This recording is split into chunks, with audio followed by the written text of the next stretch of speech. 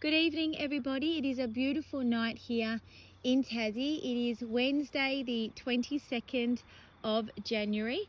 I haven't long finished work and I've just done dinner, and now I'm coming down in the garden as I do every evening and do my nightly walk through. And I really wanted to show you guys this bed here, bed number 4, because I've got a couple of new additions in here. Yesterday, I finally planted my Brussel sprouts. Usually I plant them in the middle of February. I did it last year and they were great. I got some nice Brussels sprouts off them, but this year I've done a little bit earlier because I want to have a longer growing period, especially before winter and before we get our first frost. So, and I'm aiming this year for some really nice big Brussels sprouts. So we'll see how we go with those guys. But before I go down and show you my cute little Brussels sprout seedlings, I thought I'd give you a quick tour of this garden bed while I'm here, and starting from the very front. So I've got some button carrots in this front part here. I've harvested a heap of them already. They were actually really nice and I was quite surprised. I've never done those before. Oh, and as you can see, I've got some tomato plants I've just put out here from the greenhouse. It's a bit hot in there today for them, and just put them under the sprinkler here and they've sort of come back to life. But these are my seedlings. These are called sweet toe tomatoes. So I'm going to be putting them back into the greenhouse in a bed in there. So I've already got 2 beds already with tomatoes, so I'm going to do a third. Okay, over to my beetroot. This is the blood red variety. I love this beetroot. It is a real dark red and it tastes absolutely amazing. I put it in, I make pickles out of it, I do roasts with it. I obviously boil it and then put it into salads. It's just an amazing beetroot. So over to my carrots. This is the all year round variety. I love these carrots. I grow these all the time. They grow really fast. They taste absolutely amazing. And you can get some really big carrots from these as well. Now this year, I'm happy to say I have got not one weed at all in my carrot bed. Last year I had heaps of weeds through there and it was absolutely doing my head in. So this year when I sowed the seeds, put a layer of sugarcane mulch on top of my seeds, and that definitely helped. But the other thing is I've spent less time this year in my garden weeding than any other year. Like the first 2 years was absolutely crazy. I was pulling my hair out. It was actually stressing me out, the amount of weeds I was constantly battling with.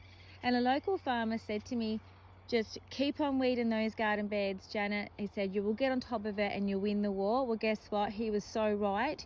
So the days that I was like, oh my God, this is doing my head in, can I keep this up? Because they're big beds, etc. And it's like a lot of time. And now all the hard work and all the determination to kick these weeds in the butt has worked, because now I'm doing less weeding, spending more time planting seedlings and walking through my garden with less stress. So he was right. So you will get on top of it eventually. If you're having any problems with your weeds, you will win the war. Okay, over to my Brussels sprouts. I've got 3 here, I've got 2 over there, and only because I didn't have enough room down here to plant a heap more. I was going to do nearly a full bed of Brussels sprouts this year, but I ended up doing a full bed here of corn. But I love my corn, so that's not too bad. And I will put a white cover on these guys tomorrow because I have a day off, just to keep the cabbage moth off, because I absolutely hate cabbage moth.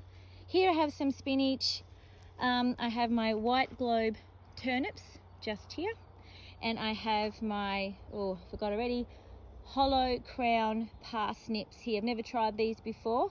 This should be really interesting, but they look really good on the packet, so we'll see how we go. Here I have my pumpkins. I have my 2 Queensland blues I've shown you before, and I have 4 butternut pumpkins. These are about a month old, these butternut pumpkins, and hopefully in the next couple of weeks they'll really start taking off.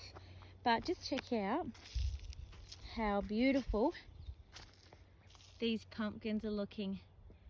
They're really quite big, these 2 here, and I did see, there you go, another one coming down there, and I did have another one here somewhere, but anyway, so they're looking pretty good. Okay, so here we go. Here is my Brussels sprouts. So I've got 7 Brussels sprout seedlings in here.